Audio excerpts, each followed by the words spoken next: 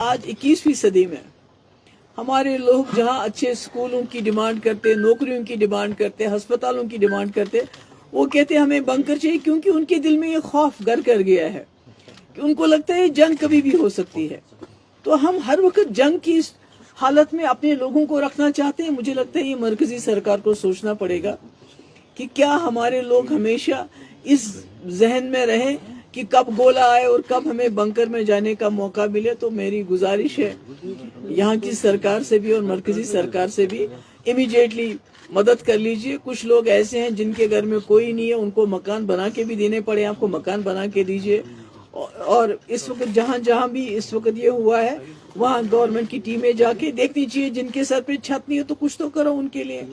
تو میری یہ اسی لیے میں نے آپ سب کو بلایا تھا کہ ابھی تک میں جہاں بھی گئی تو ابھی تک مدد کوئی پہنچی نہیں ہے، جس میں سب سے زیادہ متاثر پونچھ، اوڑی، ٹانگڈار اور کچھ حصے کپوارہ کے بھی اس زد میں آئے، اور مجھے موقع ملا ان تمام علاقوں میں جانے کا، اور میں نے فرسٹ ہینڈ دیکھا کہ جب اس قسم کے آپس میں تعلقات اتنے خراب ہو جاتے ہیں کہ جنگ کی نوبت آتی ہے تو عام لوگوں پہ کیا گزرتی ہے، جو ہمارے بارڈر پہ لوگ رہتے ہیں ان پہ کیا گزرتی ہے، کس طرح گھروں کے گھر برباد ہو گئے ہیں، زندگی بھر کی جو کمائی ہوتی ہے وہ بیچارے لوگ جمع کر کے مکان بناتے ہیں، مکان تباہ، اور اس کے بعد فیملیز اجڑ گئی ہیں، بچے۔ اور میں تو ایک جگہ گئی تو انہوں نے وہ بچوں کی جو قبر ہے اپنے گھر کے اس میں آنگن میں رکھی ہے، 2 بچے ایک ساتھ ان کے چلے گئے دنیا سے۔ تو میں آج یہ اس لیے مجبور ہو گئی آپ سب کے ساتھ بات کرنے کے لیے کہ میں جہاں بھی گئی ابھی تک مطلب شیلٹر تو بہت دور ہے، ابھی تک کئی لوگ ایسے ہیں جو کھلے آسمان کے نیچے سوتے ہیں، ان کو ٹینٹ بھی نہیں ملا ہے ابھی تک۔ تو جو میں کل ٹنگڈار گئی تو وہاں بھی میں نے دیکھا بیچاری وہ ایک عورت ہے، اس کا ہسبینڈ یہاں مزدوری کرتا ہے سری نگر میں، 2 بچی ہیں اس کی چھوٹی چھوٹی، اس کا گھر بالکل تباہ ہو گیا تو وہ بھی بیچاری، اس کو پتہ نہیں میں کہاں کدھر اپنا سر چھپاؤں۔ تو اس لیے مطلب حالات کافی خراب ہیں ان لوگوں کے، ان کی جان بھی گیا، مال بھی گیا، اور کئی جگہ ایسا ہے کہ جہاں شیل لگا ہوا ہے تو ڈھانچہ تو کھڑا ہے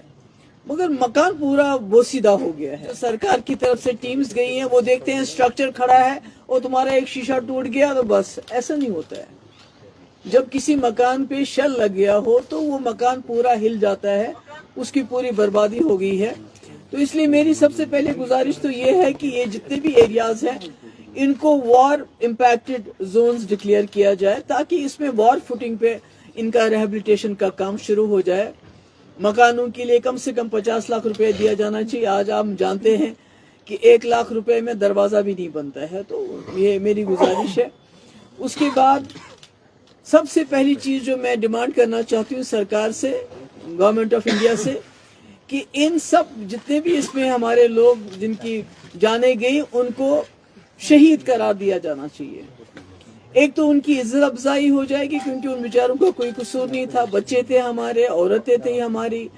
آدمی لوگ اس میں گئے ہیں، تو اس کی وجہ سے ایک تو ان کی عزت افزائی ہوگی اور دوسرا کچھ بینیفٹس بھی ان کو ملیں گے، ان کی فیملیز کو ملیں گے، اور جن کے لوگ چلے گئے ہیں ان کو نوکری بھی ملنی چاہیے، ایک جاب بھی ملنا چاہیے۔ اور کئی مجھے دکاندار ملے، انہوں نے کہا کہ ہماری دکانیں اس میں ڈیمیج ہو گئی، تو انہوں نے جو بینک میں انشورنس ہے تو بینک انشورنس دینے سے انکار کرتے ہیں، وہ کہتے ہیں یہ جنگ ہے، ہمارا انشورنس نہیں دے سکتے آپ کو۔ تو اس میں میں چاہوں گی گورنمنٹ انٹروین کرے۔ اور جو لون لیے ہیں، کئی لوگوں نے لون لے کے مکان بنائے ہیں، دکانیں بنائی، چھوٹا موٹا کاروبار شروع کیا تھا، یہ ضروری ہے کہ اس لون کو ویو آف کیا جانا چاہیے۔ اور کئی میں گئی تھی وہاں مین روڈ، تو وہاں بریگیڈ ہیڈ کوارٹر جس پہ اٹیک ہوا تھا ایک طرف سے، تو اس کے نزدیک جو دکانیں ہیں، مکان ہیں، ان کا کافی نقصان ہوا ہے،